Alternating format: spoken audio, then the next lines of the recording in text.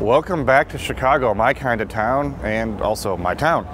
So we're here standing in front of the heavy-duty Chevy Silverado pickup truck, which was actually not technically introduced at the show. It was introduced about 4 hours from here, the day before the show, or might have been 2 days before the show, up in Flint, Michigan, at the plant where it's built. And I have some takes, I have some thoughts on this truck. And sorry, Chevy, but this grille is just, I'm not sure what the designers were thinking. And it's actually not that bad in these two models, on this Z71 and this High Country. But we're gonna see one in just a minute that, I don't know, it's just kind of a, especially the headlights on this brown one, or maroon one here, it's just sort of, it just sort of feels like they didn't really know what they were doing, or they're kind of mishmashed two concepts together. And you look at this sort of weird slit headlight, and then you got the vertical lamps here. It's just, it's imposing and it's big, I'll give it that. When you see this in your rearview mirror, you're gonna notice. But it's just not cohesive, and it's just a little inconsistent in terms of, I hate the phrase design language, but it really is sort of an inconsistent theme, if you want to say that. It's just kind of strange looking. Even the light-duty Silverado is not my favorite in terms of styling, but this is a little bit out there. And we'll see that as we kind of wander through the booth here. We'll see another one, a gray one, that also has this kind of weird looking grille. We will check out the interior first too before we get over there, which is a little bit outdated compared to what Ram and Ford offer. Nothing wrong with the interior in and of itself, but look how small that center stack screen is compared to what Ram has with their big 12-inch vertical screen, or even Ford's, I don't forget how many inches off the top of my head Ford's screen is, but Ford's Sync is much more modern than what Chevy's offering here. And in the really competitive truck segment, that's tough. It's a very competitive segment. There's only 3 or 4, maybe 5 players in it, and you need to have sort of the best product to win. I mean, there are some buyers who are loyal and who will only buy Chevys no matter what, but that being said, it's a very competitive market. In order to sort of steal buyers away, Chevy needs to kind of step up their game a little bit, and I'm just not sure it's there with this truck.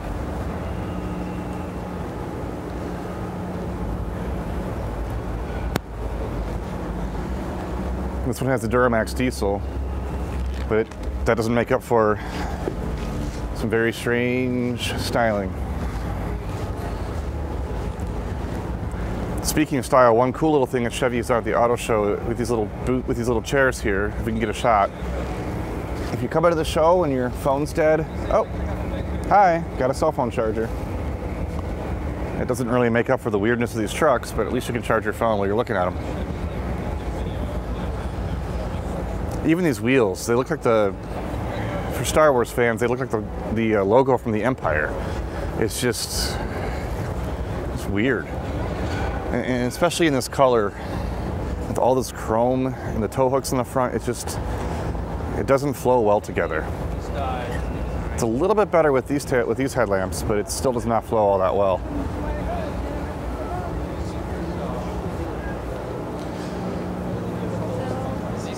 It's all tricked out. And from one controversial looking Chevy to another, we're going to move on across the way and check out the Blazer. There's actually a silver one right here to our right, but there's a red RS that we want to take a look at as we wander across the booth. The looks in the Blazer are a bit better than what Chevy's offering with their heavy-duty trucks, but it's still kind of a weird, sort of a weird grille, and it looks like sort of like a stilted Camaro. It's like they took the Camaro grille and just expanded it.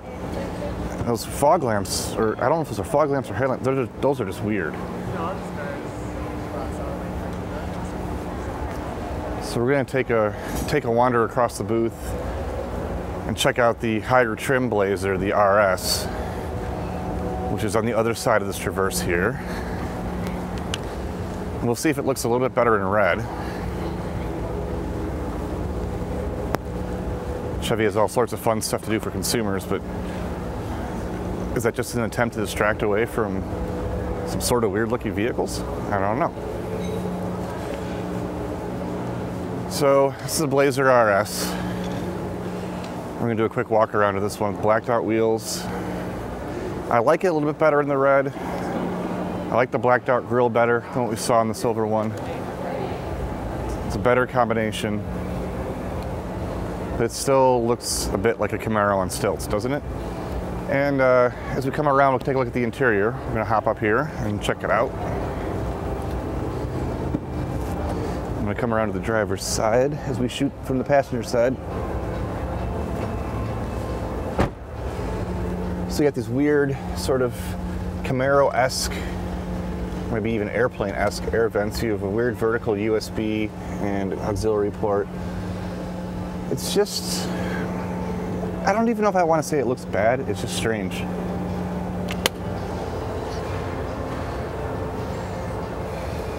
I've yet to drive the Blazer, so maybe I'll change my opinion once I do. But so far, so strange.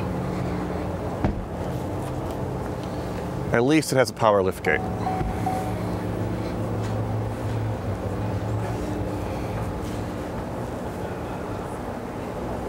I do sort of like it. I know it's kind of weird, but I sort of like that blacked out fascia trim right above, right below the tailgate actually, and between the exhausts, or yeah, between the dual exhaust pipes. So that's kind of cool looking.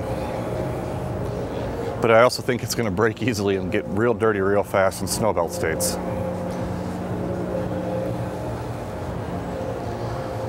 So, to sort of summarize what's going on at Chevy these days, they have some strange design decisions that may work for some, but don't work for most.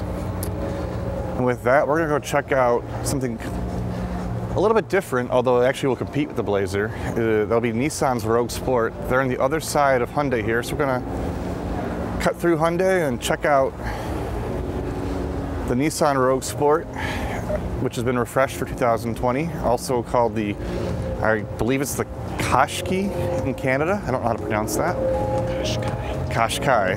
And then there is the Nissan Pathfinder Rock Creek edition, which is basically an off-road edition. We'll check that out as soon as we pass through all these hopped up Hyundai Veloster Ns, which, just as a quick aside, I've driven the N and it's almost as good as the Volkswagen GTI in terms of hot hatch performance. And it's a little bit cheaper. So Volkswagen should be sweating a little bit. But that's not news at this show. The news is Nissan, and we're heading there right now. Every now and then I end up back in. And the Rogue Sport is just ahead, right next to the Rock Creek. Changes are sort of like the Range Rover we talked about in the first video, more evolutionary than revolutionary. To me, the most noticeable difference is the wheels. That's the thing I see. That's the first thing I see walking up to it, is the all-new wheels. Tail lamps are definitely clearly different. The overall shape hasn't changed too much. I don't think we can get on this platform to get closer. We have it kind of walled off, but let's take a look at the inside here.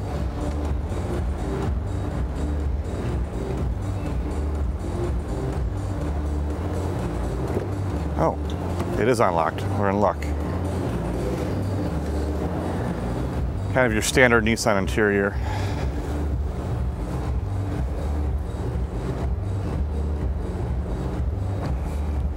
This is more of a refresh than a redesign, but it is noticeably different than the previous model. One thing I'm seeing here, I haven't noticed this before, there's some panel gaps, and granted these are pre-production vehicles in just about every case, but whether that's a bit too much of a gap or just a design detail, it's a little bit weird to me how this panel sort of fits together. Just looks a little bit, I'm not sure what the word is, a little clunky, I suppose.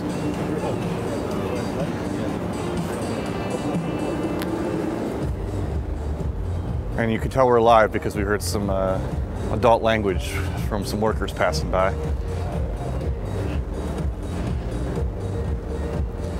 The grille kind of borrows a bit from the Altima and Maxima and Murano, which have all been updated. So clearly this refresh is sort of bringing the Rogue Sport in line with the rest of the Nissan lineup's looks. I'm trying really hard to avoid using the phrase design language because it's marketing speak and I hate that. But we're basically Nissan's trying to make all their vehicles look identifiably Nissan. Not necessarily look the same, but you can tell at a glance, oh, that's a Nissan grille. That's what they're trying to do here, have some consistency across their lineup.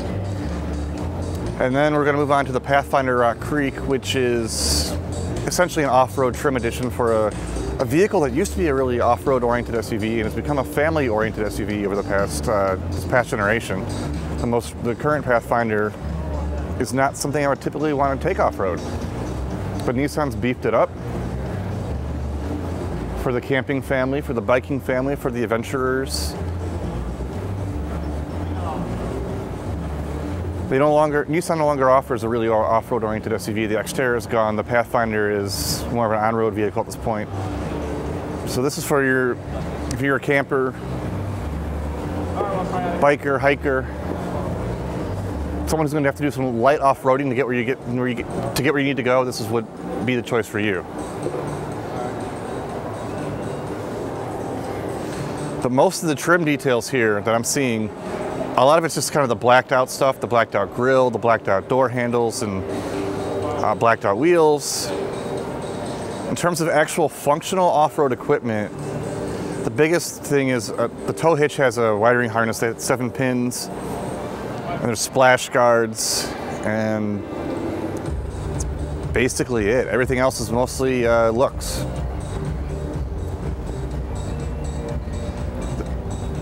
I guess you could make the argument that the tires are all-season tires for off-roading, but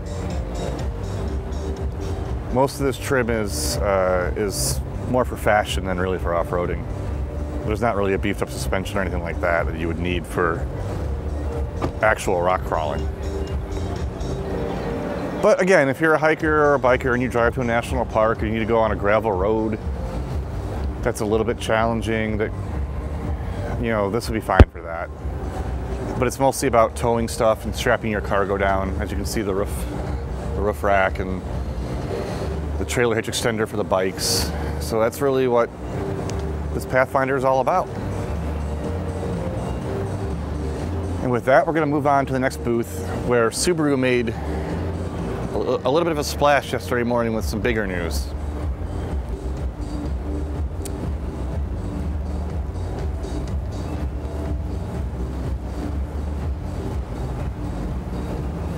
As we pass the Nissan Leaf Plus, which is promising more range, and the more range you can get, the more likely people are to buy EVs, but we're not there yet. We're passing also the Subaru Ascent, which won the Midwestern Automotive Media Association Family Vehicle of the Year Award yesterday morning. And on to the redesigned Subaru Legacy. Doesn't look that different from the outside.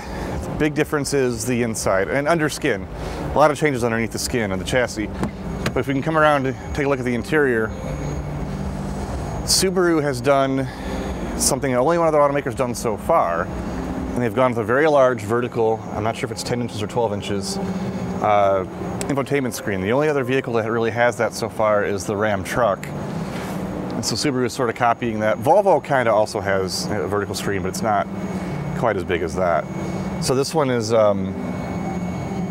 it's mostly touchscreen. As you can see, there's not really a lot of buttons, a couple knobs for volume and tuning, and that's about it. And we got a bit of, I think the key's in the car, so we got the chime going here. But if you look at it closely, we're coming around from that side, we can get a better angle on it.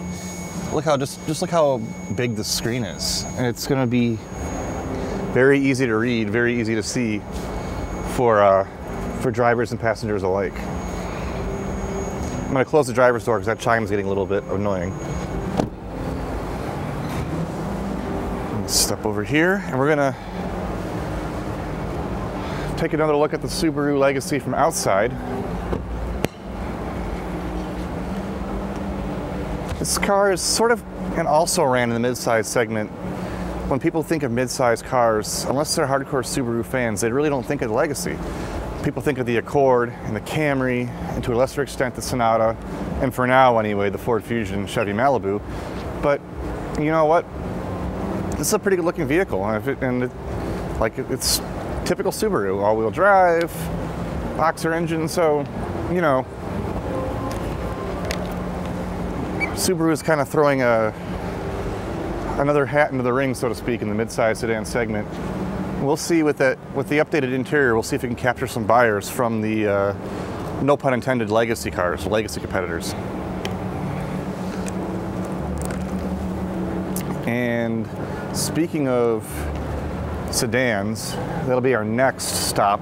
We're going to check out a sporty Volkswagen. Quick little bit of history. The last Legacy was also unveiled in Chicago in 2013, the last generation. So Subaru seems to have a connection with this show when it comes to product unveilings, or at least when it comes to the Legacy.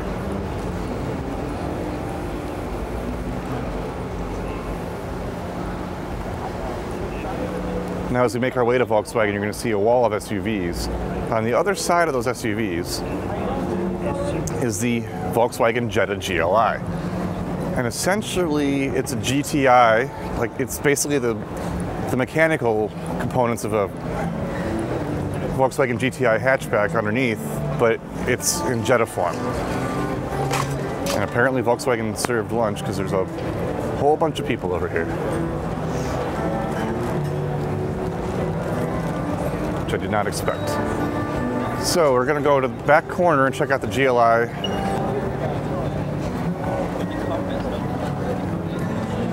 If we can get through the vultures who we saw the free food bat signal go up and came flying over. California than you do in Ohio.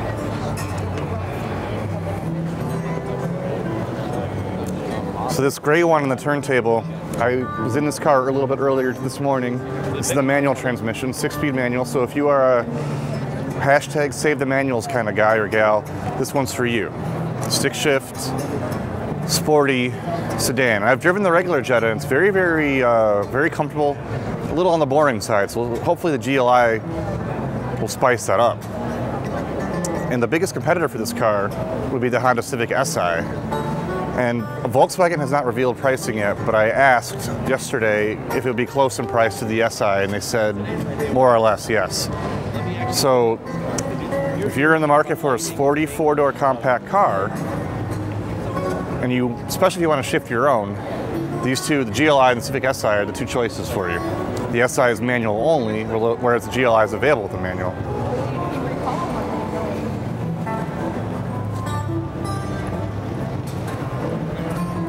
I actually think this car looks good in red, and I think the blacked out trim and the red GLI trim and these wheels make the Jetta pop a lot more. The quote-unquote regular Jetta is a little boring in terms of looks, inside and out. This one, at least from the S side, looks better.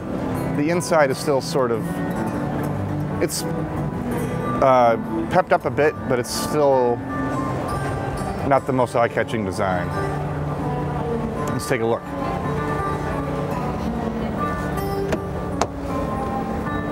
I do like the D-shaped steering wheel. Whenever you see a flat bottom, it says Sport. This particular one is the automatic transmission model, but like I said, you can get a stick as well.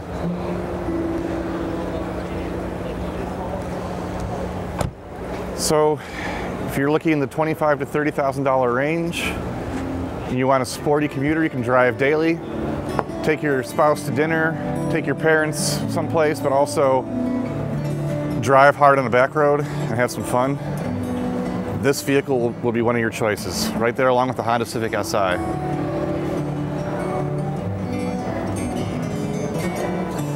Not as obviously performance-oriented as a Subaru WRX or the Volkswagen GTI, Golf GTI hatch. A little more subtle, a little more what we call a sleeper car. It's something that, again, can serve both as your daily commuter and a sports car. Sort of straddles both worlds, if you will. And I like the wheel design on both this red automatic as well as those 5-spoke wheels on the gray manual here with the red rim. Most people are never going to notice this in traffic, but Volkswagen fans will. They'll know when it's a GLI. And they'll know you like to have some fun with your car. I think the blacked out grille and the red line in the grille also sort of help not only set the GLI aside from the other Jetta trims, but it definitely gives an otherwise sort of plain looking car a little bit of spice to it, a little bit of visual, I'm not sure what the word is, but a little bit of visual pizzazz, a little pop to it. So, you know, this car is going to kind of be a bit exciting for fans of the sporty compact car, and it's one of my favorite cars of the show just because it offers a strong alternative to a really great car in the Honda Civic Si. So having the GLI added to the Jetta lineup is just, for enthusiasts, very positive news. Hopefully the car drives, well, hopefully it drives like a GTI. If it does, we'll have a winner on their hands, and Volkswagen will have a hit on its hands. So this is one of the stars of the show in my opinion, but not the only star. That car, perhaps the biggest non-truck star of the show, is the 30th Anniversary Mazda Miata, and we're going to go check that out right now.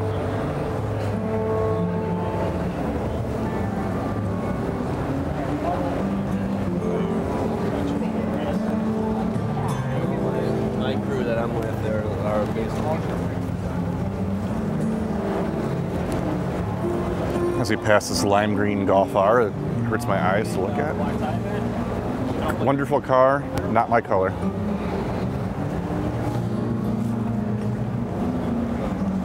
Although the Golf R is perhaps the best of the, what I call the top line sporty compacts, which would be the Honda Civic Type R, the Golf R, and the Subaru WRX STI.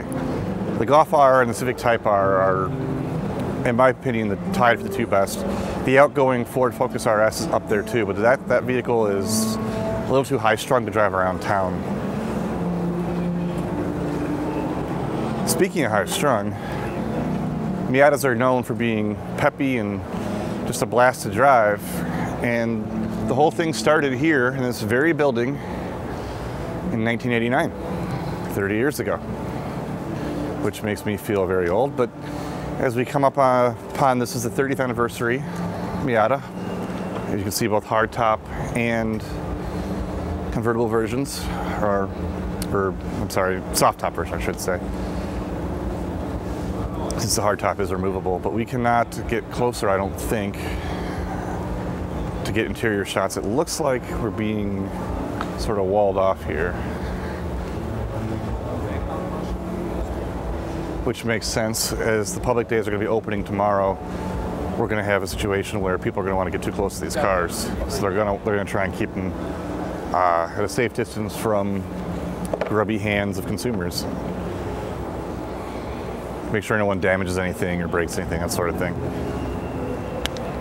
I like this orange color. It stands out, and it lets you know that you're driving a 30th anniversary. It lets everybody else know that you're driving a 30th anniversary Miata. And speaking of 1989, we're going to turn around in just a second and see all the other Miata generations.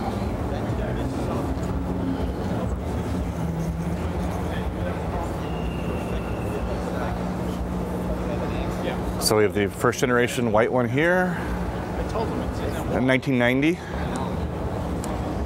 And we're going to come around, we have a 1999 blue one. And then of course, we have the 2015.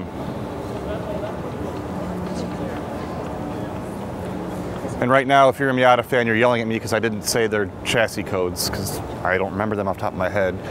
I know it's NA and ND and all that sort of stuff, but that car is still one of the best two-door sports cars, affordable two-door sports cars on the market. The Miata started this whole thing, and the current Miata is still a blast to drive. Mazda has never gotten this car wrong. They've for 30 years, all the different generations, they've gotten it right. The formula, the lightweight, quick, Not a lot of frills, no BS, just a blast to drive.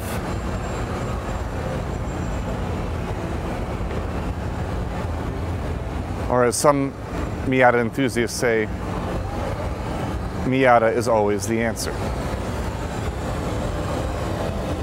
Unless, of course, you need a back seat, in which case it isn't.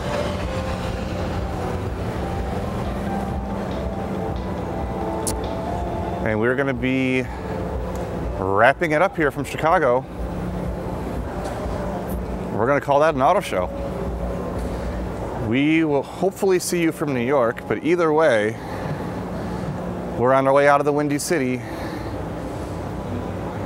Saying goodbye from Chicago, I am Tim Healey, the managing editor for The Truth About Cars. Check us out on YouTube, on our Truth About Cars YouTube page, and online at ttac.com, thetruthAboutCars.com, also known as ttech.com. Thanks for watching.